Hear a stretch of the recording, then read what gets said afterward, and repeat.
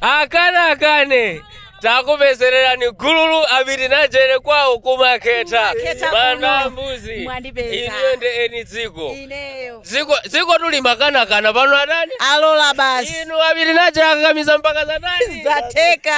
akane alole ndipo nyimbo yanyowani chatu pano pachita kuyakira tumoto after zina zimakanga kuti inda idani ayilola basi ziko ndilano abiri najere nde muzo chani yanyowani ngoimenya pang'ono wezi kagululu ziteke tikuzoti takuzizimusani komano tangochitani yanu ija osadandaula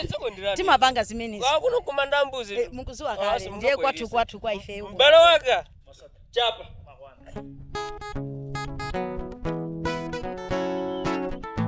tuli basi muda sio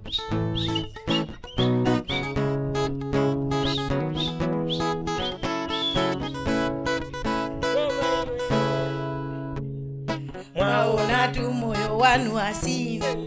mwagwidwa ni ndala mukuiputa ambulasi tikanakhala ifa pa ndiyezo yakula pwi chifukwa ndiza inu ndiye ndiza bwinobwino mkazi muli nayeyo akanakhala wanzako bwezi mukunyoza